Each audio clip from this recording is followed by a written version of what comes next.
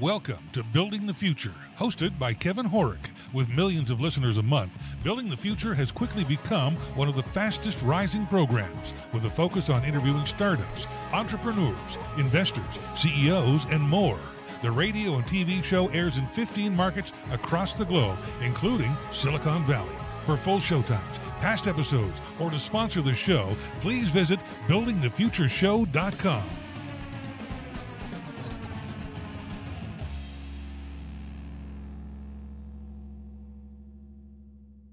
Do you have an app idea that you've been dreaming about but don't know how to actually start building it? Use Bubble.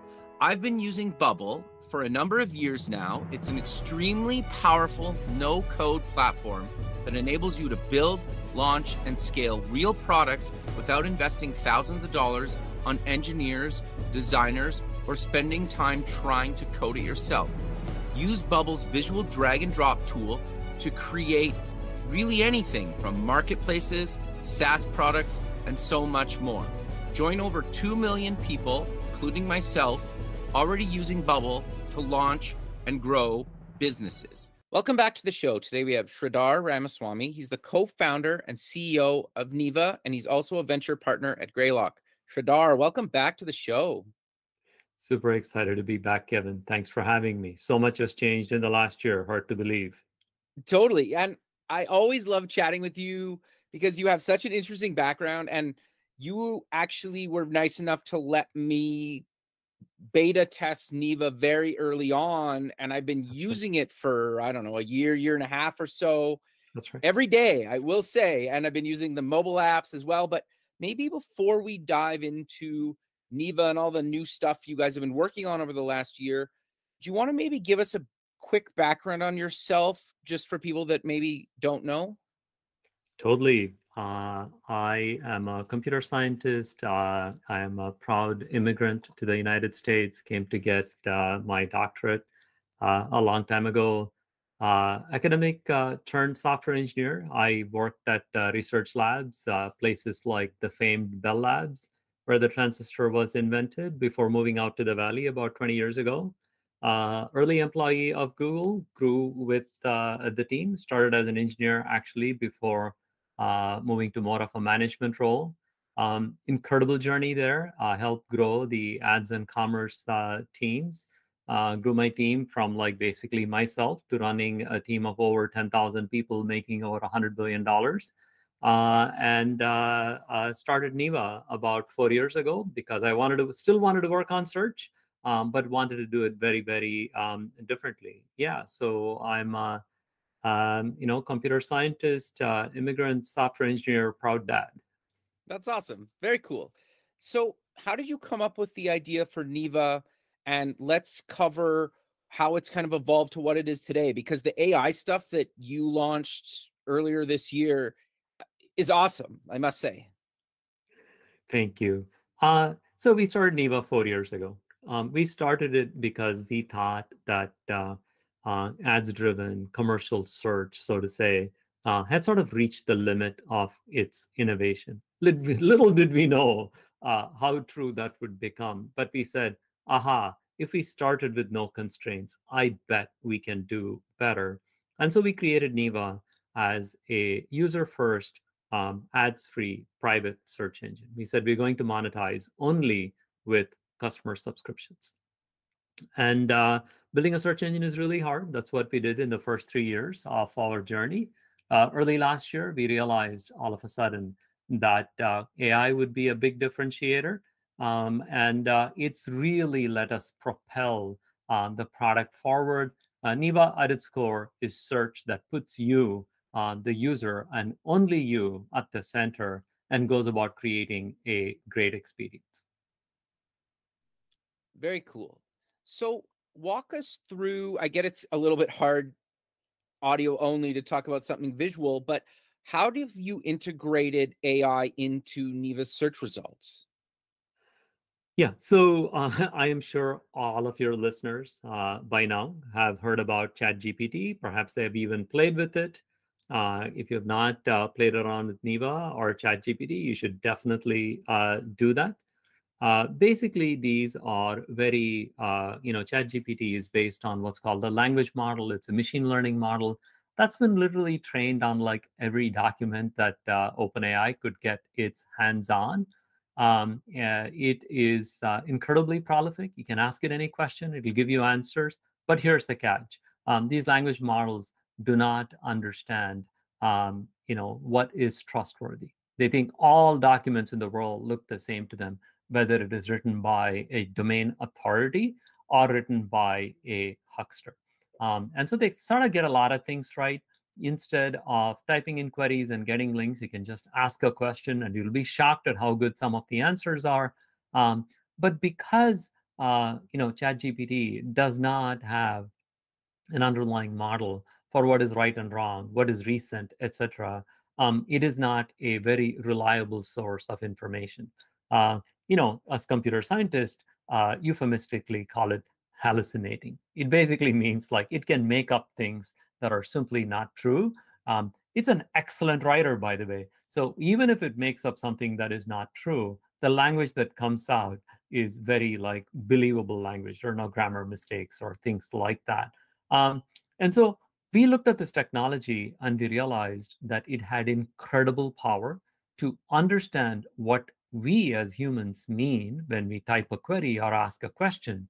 But just as importantly, these models have incredible power in going through web pages, in going through content and figuring out what are the right portions that are relevant to a question, to a query, and then being able to summarize huge quantities of content into something succinct.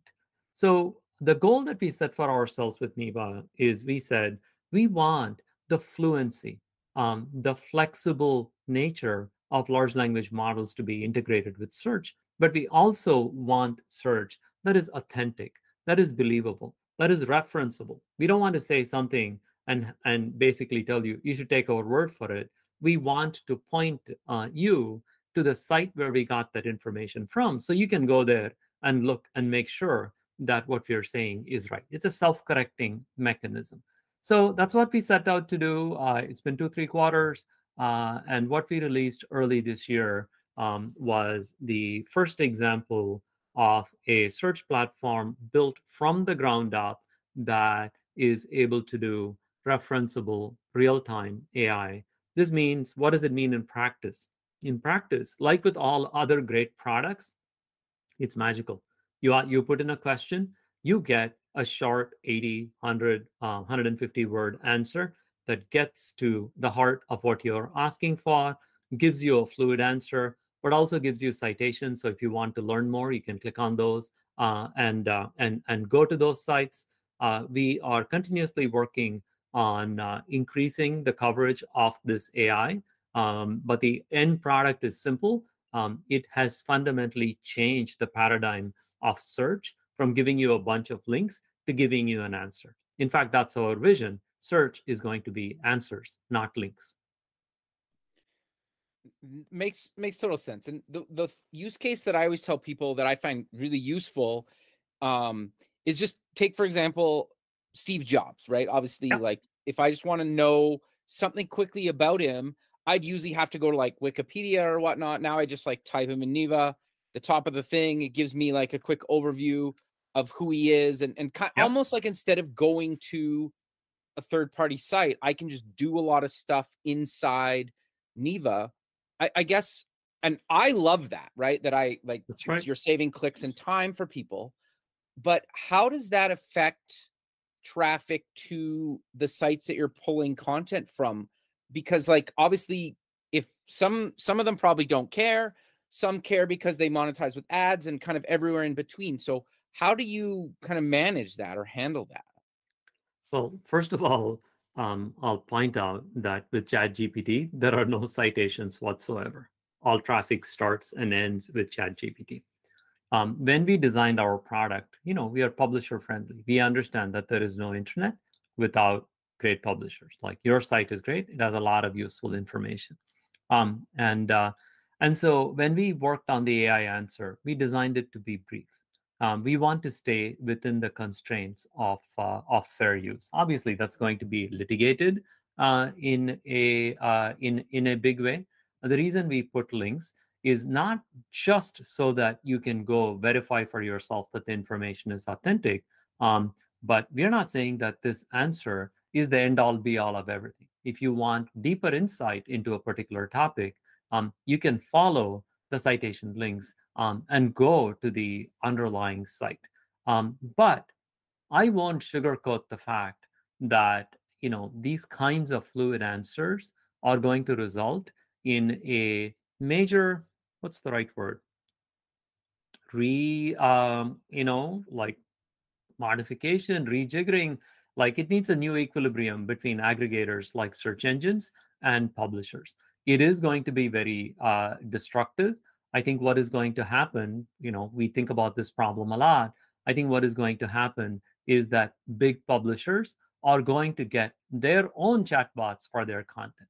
The technology that is being used to power Neeva.com can be used to power search on Reddit.com. In fact, if you add site:/reddit.com to your Neeva search, we will give you a Reddit summary. So if you want to know, like, I don't know, best pressure cookers, but you want that answer from the Reddit community, you can just type best pressure cookers site:/reddit.com. We are working on just making that plus Reddit so that you get content from Reddit.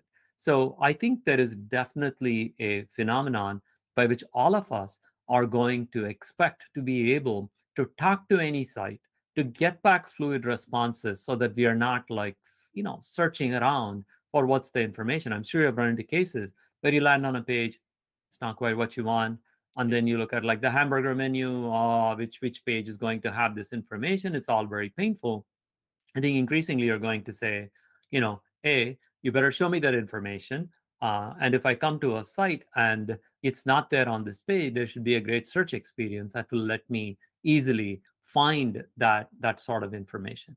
Obviously, not everybody is going to be able to create this technology and create a big user base that keeps coming back. So, looking 2 steps forward, I do think that there will be more consolidation of people that are creating content.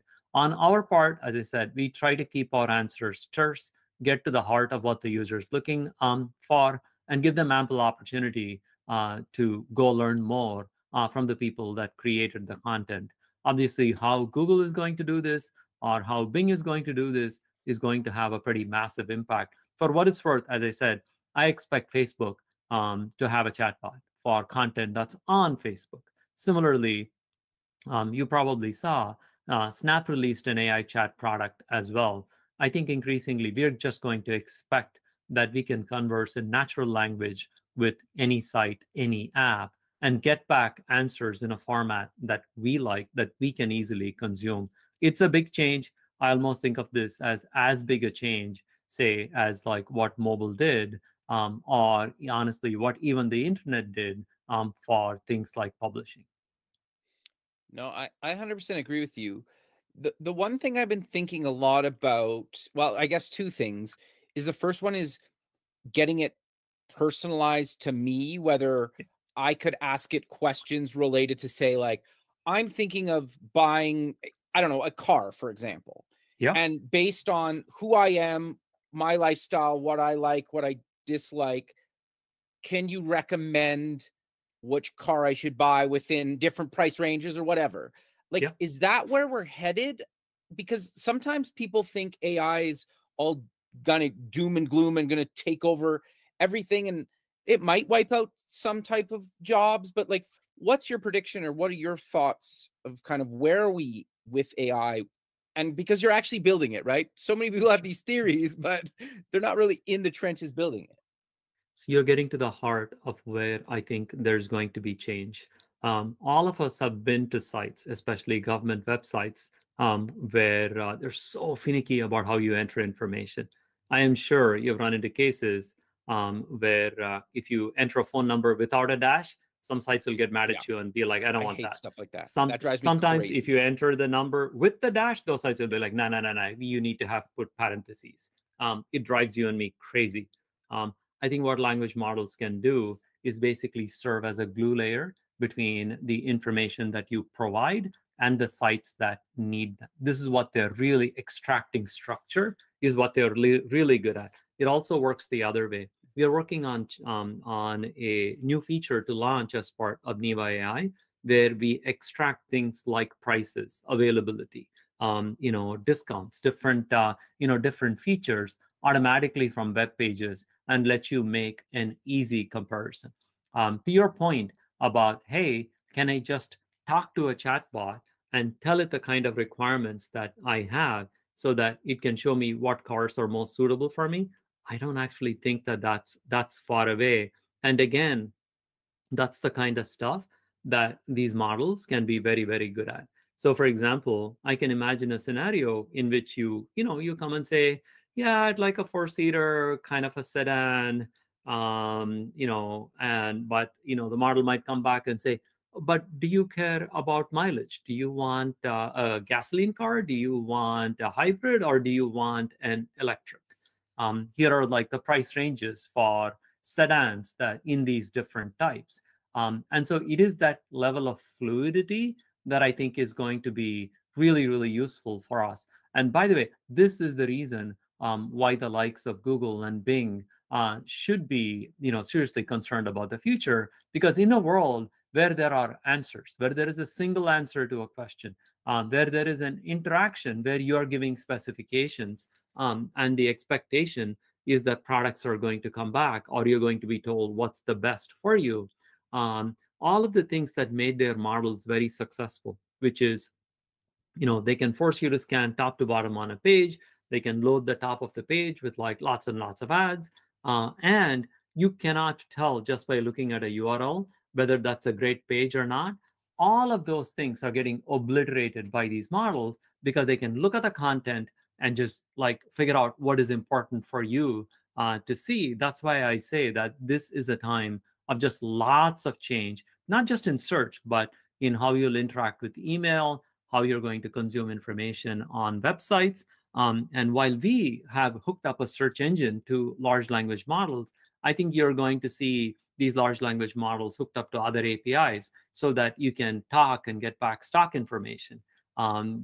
These APIs will also be able to fetch other information like weather. There is a company that is working on how to drive a browser using language models, so that if you want comparisons on two sites that simply will not give you the information. So for example, in the US, the way you look for a flight is you can look on Kayak or Google Flights for cost information on most airlines except Southwest. You want Southwest prices, you have to go to Southwest. Yeah. But imagine like a language model that becomes like an automation layer that says, Kevin, you're looking for a ticket. Let me open up 2 new tabs. I'm going to put your query into these, get back the results, but I will do the extraction and summarize it for you. Right now, it's a little slow, but this kind of tool use is going to be a big application of language models. So this is all like, we are very much at the beginning of what is possible here. Yes, there can always be doom and gloom about these models hallucinating or doing weird stuff, but the actually useful things that they can do, you're just beginning to scratch the surface of. No, that makes a lot of sense. It's interesting to bring the travel example, because you can spend, and I do, and we're doing that right now with booking a trip. But the point is if I can just say, ask it a few questions like, okay, we're traveling with other people. These are the dates I'm free. They can say these are the dates they're free. And we're saying these are the destinations we want to go. And then it starts spitting back information to me. Maybe it's live. Maybe it's like we need to compile this over days because we need other people to give answers to. But how does that, I guess, play into the privacy side of kind of Neeva and all this stuff? Because obviously, if I'm giving the data, then obviously I'm fine sharing that. But I'm the type of person that certain companies, I will give as much data as I can because I want that convenience that they're going to give back to me. And then there's other companies where I'm like, I don't want to give you anything because I don't like that company. And so how do you manage that in kind of AI, Neeva, and kind of the privacy side of things? So our privacy rules are still the same, which is we don't collect search history unless you go turn it on. We do not use your information, obviously, to show ads or affiliate links, and we don't sell information. We want, you know, like people that get value from Neeva. We want you to pay for the product and rest easy. That is the relationship. It's a very simple relationship. I have told people that my aspiration is for Neeva to be like tap water, high quality, low cost, always just there. It works. It's predictable. And So there are privacy concerns with large language models, and at Neeva we are very careful about how we use them. So, for example, you don't want your private data to be fed into a shared model and used for learning. That's your private, that's your private information. And So when we train models, for example, we train them only on publicly available data. And so we are working on a feature, for example, to like summarize a Google Doc that you will have. But when we do the summarization, those, the content of that doc is never put into the model. It's never put into a way that can invade your privacy. So I think there's more stuff that is going to go on here, even from like an enterprise viewpoint. For example, people are not going to be very happy if their proprietary documents are fed into like a publicly used model. So I think there's going to be a lot of innovation that has to happen. The way we think about it is base models can only be trained on publicly available data. And then we use a particular technique. It's called, the technical term is retrieval augmented generation. Essentially, we use the context of some results in order to construct an answer for you. And that we do it carefully so that it does not leave any imprints on the model. So for example, if you like, even now the way it works is if you type in Kevin Horek into Neeva, we will use the content of your site in order to generate the answer, but that content is not really going to be logged anywhere. So there are privacy safe ways of doing this, but a lot of people are concerned, and we should continue to pay attention to how our data is being used. Interesting. It's also such a departure from kind of how we've traditionally used the internet. Like, I think we could argue about Apple's choices around privacy, but I think they were kind of one of the first big companies to really push for it. And so I think the fact that they pushed for it, I think a lot more people are really thinking about their privacy online. Do you agree with that, or what are your thoughts around that? Actually, I think it's kind of sad that a for-profit company that makes a lot of money with ads is the one that is the biggest sort of advocate for privacy for you and me. That's the government's job. But still, I agree with you that they have pushed privacy forward a lot. I think like this more and more needs to become the norm for how products operate. By now, all of your listeners have, heard this phrase, if you aren't paying, you're the product. That really, really is true. There's no free lunch in this world. And so it is something to keep in mind as we figure out like where to spend our time and what kind of products to use. No, that makes a lot of sense. So how do you bridge the gap though? Because the internet basically started out as free, and a lot of people still, they'll go, and I'm guilty of this sometimes too, is, you'll go buy like an $8 cup of coffee or specialty coffee or whatever, but spending like 99 cents on an app that you use all day, every day. And, is like, people frown upon that, right? Like, how do you bridge that gap between making you not the product anymore and actually paying for that things? I think it's going to be a slow transition. I think companies like Apple are going to lead the way. As you know, whether you like it or not, you're likely paying for storage on your iPhone. I think they will start adding more and more products. The nice thing about this moment and large language models is that they're so expensive. General purpose models are really, really expensive to run. That is not really free. not really feasible to have them be free. I think it offers the opportunity for creating bundles of things.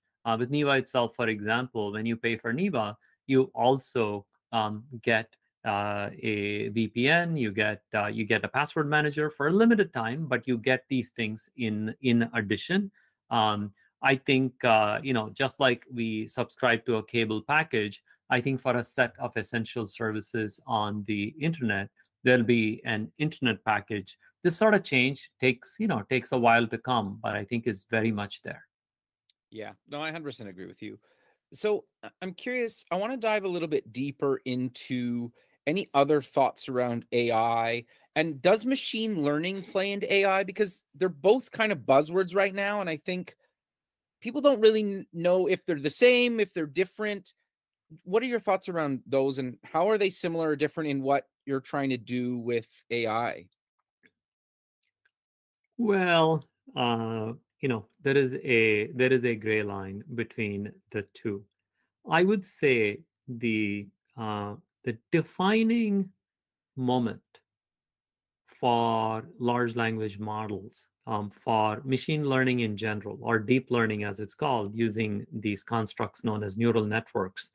Um, I think the seminal moment where people were like, oh my God, this is incredible, happened a few years ago, when is actually OpenAI. When people at OpenAI realized that GPT-3, which was the third generation of this model that they had trained, could solve dozens of problems that used to be specialties. There used to be groups of people that specialized in things like one group would be working on question answering, another one would be working on sentiment detection. Is this text angry? Is it sad? Is it happy? And then some other people would be working on machine translation. How do you translate from like English to German or something else? Um, these people realized that at some point, the models got large enough and smart enough that they could solve dozens of problems that previously need specialized people and models and training for in one shot. In my mind, that's the aha moment. And so again, the technical term is, the title of their paper is something like OpenAI says GPT-3 is a general purpose few shot learner, meaning that you can give it a couple of examples and it'll instantly know how to solve that problem. If you tell GPT-3, here is how you translate from English to German or English to some other language, and translate this piece of text for me, it's able to just go ahead and do that. That was a real breakthrough moment, and you can say, like, in some ways, that is the beginning of the revolution that is just getting started. So as I said, there's a blurry line, but what people are realizing is that they can build models with these powerful properties, uh, first of all, in language, which is going to have a big, profound impact because language embodies so much of humanity's wisdom, humanity's communication, and so on. But there are also models now that are able to do things like image generation, and video generation models are also quite close. And then there are other things that can take text, an image, and generate related images. So there's a lot that is going on in the world of AI. But I would say, like, being able to solve a number of, like, dozens upon dozens of language problems was the breakthrough moment where everybody went, wow, that is indeed like artificial intelligence. But it turns out intelligence itself is complicated. And so OpenAI and many of these other labs are working on what they call AGI, which is general, intelligence. It's the kind of stuff that you and I do, which is being able to think, being able to reason, being able to learn, new things. So this area is very rich. There's a lot more to go.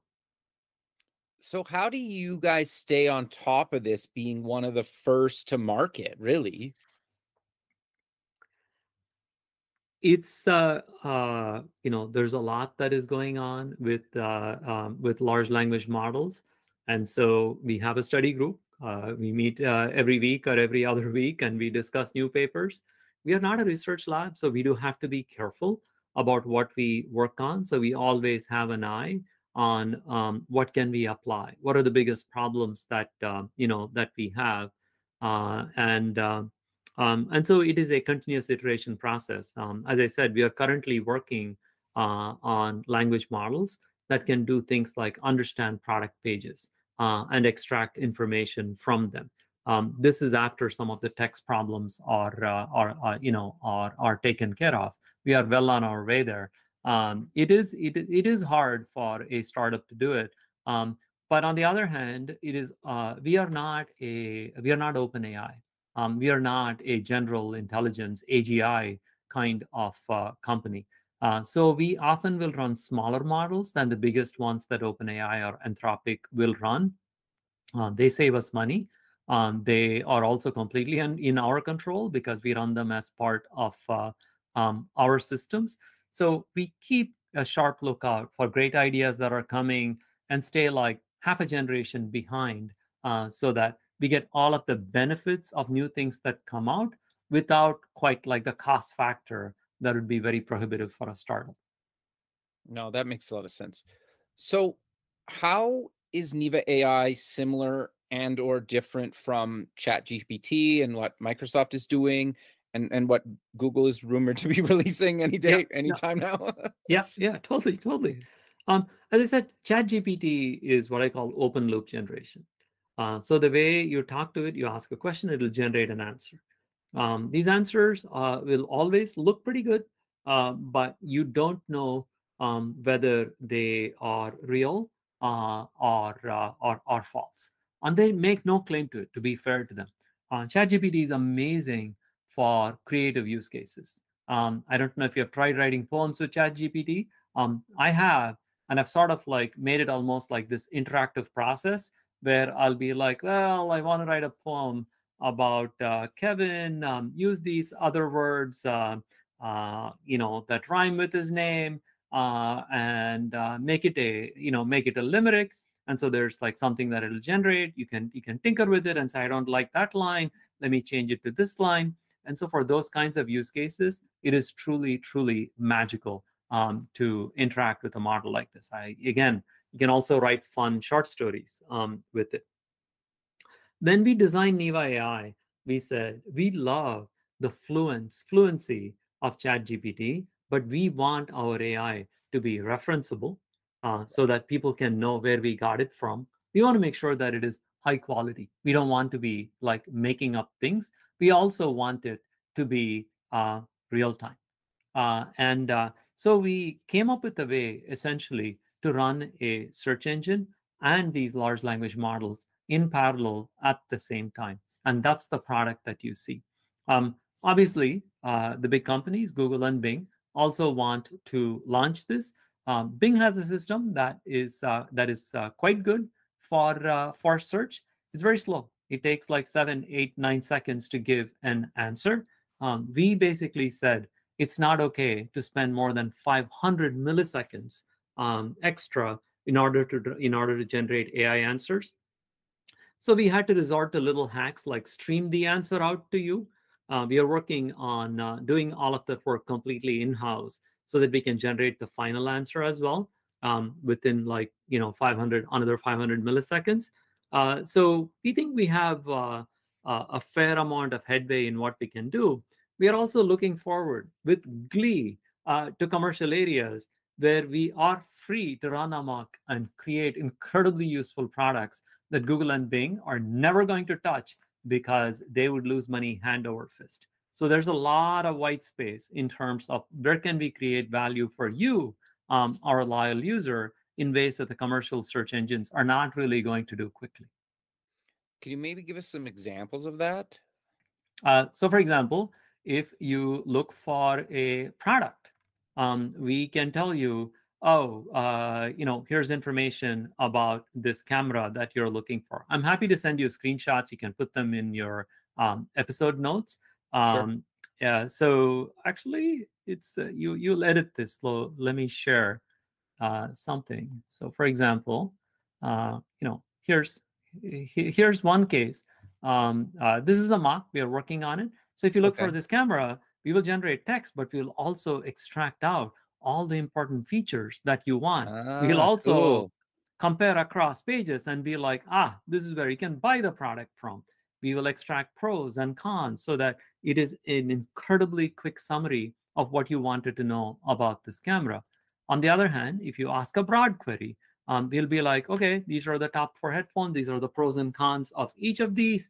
And yes, we can also show you where to buy them, but we can generate experiences like this using the same technology. We think for queries like this, neither Google nor Bing is going to be anxious to produce these kinds of answers that have no ads in them. Here is another example. Back to your idea of an assistant. This will probably be more interactive. If you type in something like auto insurance, you'll be like, well, there are different kinds of auto insurance. Which one are you interested in? And then we'll go back and say, if you're wondering about how much your auto insurance will cost, here are the factors that are going to influence it. And here is now a table of the different people that can give you insurance in your area.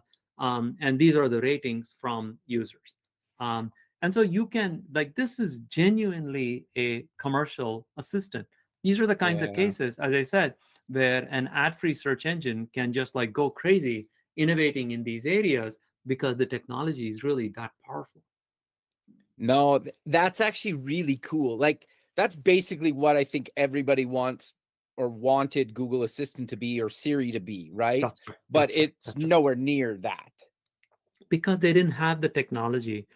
You'll find it funny, but early versions of Google Assistant, until very, very recently, they did not, their language understanding was not sophisticated enough that they could answer follow-on questions well. So for example, if you ask any of these assistants, who is Barack Obama? They'll tell you, blah, blah, President of the United States.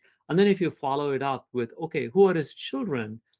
Basically, the way Google solved this problem 6 years ago was by looking at logs and saying, oh, people that typed for Barack Obama and then typed who are his children, and then spoke who are his children, will correct themselves and say, who are Barack Obama's children? So it would like learn these associations. On the other hand, you can try this in ChatGPT, where if you put in one query and ask a follow-up query, it uses the context of the previous query to determine the current one. This sort of technology didn't really exist 7-8 years ago, and that is part of what is exciting because it is a conversation with memory, with context, but it can be turned into really useful products that you and I are going to love using. No, totally. Well, and it saves a ton of time, right? Because maybe not everybody does it, but I do that all the time. Like in your screenshots you just showed, it's like if I'm buying headphones, I'm comparing 4 or 5 versions, right? And if I can just do that in search results, you're going to save users a ton of time. Ton of time, ton of money. And it's also a lot of agency. You get to do what you want to do. And is like the things that you see are not being dominated by, I don't know, silly ads with geckos on them. Remember, how do we buy insurance today? We listen to people who sing. We listen to funny lizards that do weird things on the screen, or to basketball, stars talking about how they need to give each other an assist. That's how we buy insurance. Like, okay. Yeah, it's interesting, right? Because because if you're giving me honest results about what makes sense to me based on what I'm searching for. Yeah, this is like game changing, really. That is, again, the business model, the technology is all getting there. It's a matter of like putting it together fast enough that it delivers like a ton of use for people. No, that makes a lot of sense. And paying for that a few dollars a month is a no-brainer, right? That's right. Especially for a lot of people. That's when the utility really, really gets there. Sure. So I want to, just for people that maybe haven't heard of Neeva, I want to cover some of the features, like the Chrome extension, some of the other features that you offer, and then the apps, because there's more to it than just like replicating Google, deleting the ads and making it private, right? So do you want to dive a little bit deeper into that, and then maybe how AI kind of encompasses all of this stuff? Yeah. So, when we set about to create Neeva, we really wanted to like make your interaction with the internet more straightforward, more fun. At its core, Neeva is a search engine. You type in a query, you should get great results. That's like the baseline aspiration. Sorry, can I interrupt you Yeah, there? please. I think it's important that because one of my favorite features of Neeva is I had to add it myself, just for a caveat to this, Yeah. but it also searches like my Google stuff, my That's right. Dropbox, my That's Figma files, like a bunch of third parties that I had to give permission to. Yep. And That's I right. love that feature that I have not seen anywhere else, but continue. Yeah. So we start with like, hey, great public search. And then we looked at how can we make this even more useful. So we added features for personalization. You can say things like, I prefer reading this newspaper because that's the one that I'm actually paying a subscription to. I pay for the New York Times and the Wall Street Journal. All things being equal, I want to see more of them. You can also do things when you look for health queries. For example, you can say, I only want to look at information from trusted nonprofit and government websites, and not from, like lifestyle websites that will try and sell you all kinds of snake oil. So you are very much in control of the search, the core public search experience. As you were saying, Kevin, you can also optionally do other things like connect your personal accounts, whether it's Google Drive, Office 365, or Dropbox, and be able to search all over them. I don't know about you, but my life runs on Google Drive. Like all my tax stuff, my receipts, etc., they're sitting on Drive. My pictures are there. All the documents from my life are there. And so if I am getting ready for a trip and want to enter my passport number somewhere, I just would type like passport number into Neeva, and I'll be pointed to the PDF of my passport. I also have a spreadsheet in which I keep this number. All of this stuff, it is truly search over the things that matter to you. And so the way people use Neeva is either by installing a Chrome extension or by using our apps on iOS and on Android. And in all of the products we make, we ship a technology called tracking prevention, where we basically prevent third-party sites from snooping on your behavior. So if you go to CNN.com, CNN knows what you browse there, obviously, because it's their content, but hundreds of other people put little pieces of code on CNN so that they can keep track of what you're doing and come up with a profile of all of your activities across all sites. We want to know part of that. And so part of the technology that ships in our extension on Chrome, for example, is tracking prevention. We stop people from being able to track what you do across sites. This means that those annoying ads that keep chasing you around, they are a thing of the past. So those are sort of some of the key features of Neeva. And what we have done now with AI is put in the final layer of, we take all these search results and produce answers for you so that at a glance, you get like the first answer to a question that you have put in. You have not yet launched answers on personal data. That's only like a month or so away. So that in our ideal world, if I were to look for Kevin Horek in my Neeva account, you should be able to say, hey, these are the 4 meetings that you have had with Kevin over the past 4 years. These are the email exchanges.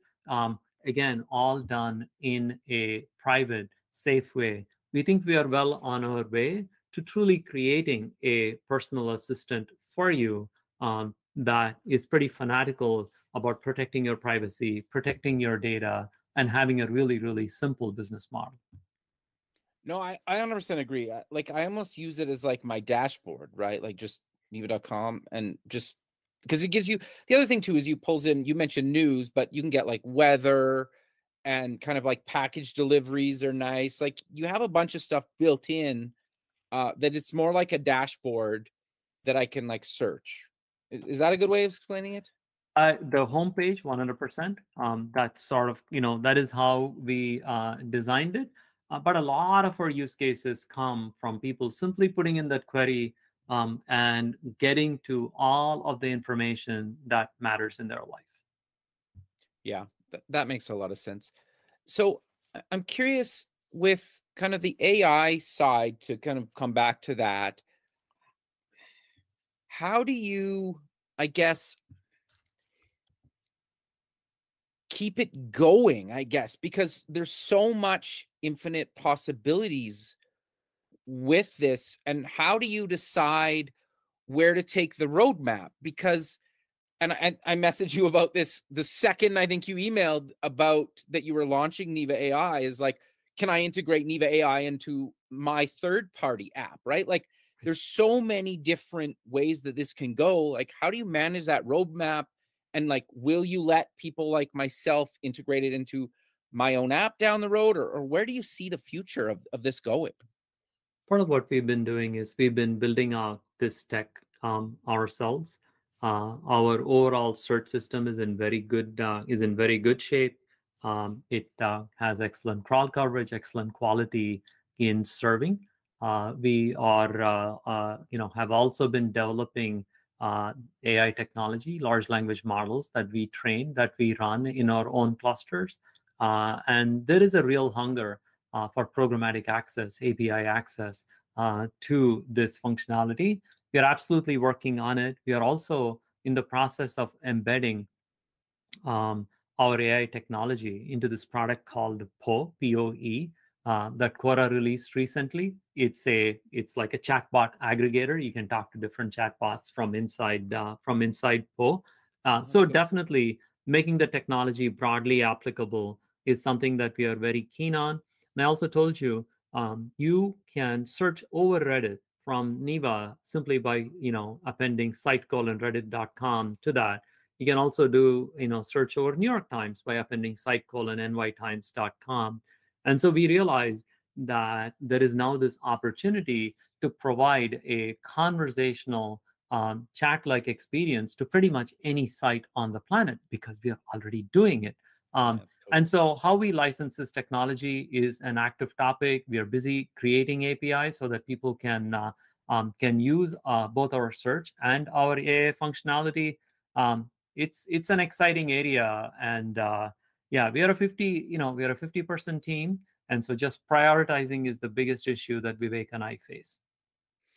Yeah, no, that makes a lot of sense.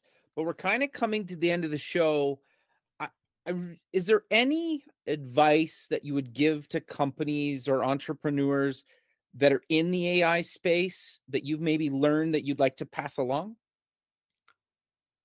It's very, you know, like tempting to think that AI is going to solve all problems. AI is an incredibly powerful tool, but you still need to sweat the details of how are you creating value. How do you identify a need? How do you go about creating a product that is going to have people actually adopt it and then turn around and pay for it? And also, if you are a really, really thin layer on top of open AI, there's not much that stops other people from creating clone products. But what is hard to do even today is creating customer value. So I would say the basic qualities of it is really, really important to understand your customers, understand their pain points, understand where they are going to create value, and make sure that your product works tightly with that. Is very basic advice, but I would say even in this AI world, that is something to keep in mind. The nice thing is that it is wonderful to get going with OpenAI's APIs. You can do that very, very quickly. Go build prototypes. I think that is actually that's a lot of fun. But I would focus on what are we doing with customers? Where can we create value? No, I think that's really good advice, because when there's a hot new technology, I've even heard it from people that I've worked with. It's like, how can we integrate ChatGPT into what we're building? It's like, do we No. need to even integrate it? Like, if How it doesn't can you add any create value. more value? Yeah. How can you create value for your customers? And what opportunities do large language models, and whether it's in-house or whether it's ChatGPT, doesn't matter. Like, where can they be used to create even more value? In my mind, that's the biggest question for people to continue to ponder. Yes, knowing these models, knowing the APIs, being able to quickly put things together, those are wonderful. Those are wonderful skills. But you still need to solve the basic problem of, like, what do your customers want? Where can you create value for them? No, I think that's really good advice. But sadly, we're out of time. So how about we close with mentioning where people can get more information about yourself, Neeva, and any other links you want to mention? Absolutely. Please go to neeva.com. You can, you can set up an account and get going right away. It's a freemium model, so it's a free service. Or you can download our app either on the Play Store or on the App Store on iOS. We're just getting started. Your listeners are going to be amazed by how we have sort of brought forth AI in an authentic but really, really easy to use way. And as I said, we're only getting started. The product is getting better by the day. Neeva.com. No, I like I said earlier in the show, I've been using it for pretty like a year or so. And how much features you've put in over the last year is actually pretty incredible. Like I was thinking about that before I was getting on. I was like, that wasn't there like a year ago. Like, just how much it's grown, and it's been really cool to watch and see, right? So it's a good moment to be a technologist. It's a good moment when there's like, a tsunami shows up and you're able to surf it. Sure. So these are exciting times for all of us. Very cool. Well, Sridhar, again, I really appreciate you taking the time out of your day to be on the show, and I look forward to keeping in touch with you, and have a good rest of your day, man. Thank you, Kevin. Take care. Thank you. Okay, bye. Bye. Thanks for listening. Please visit our website at buildingthefutureshow.com to join the free community, sign up for our newsletter, or to sponsor the show. The music is done by Electric Mantra. You can check him out at electricmantra.com and keep building the future.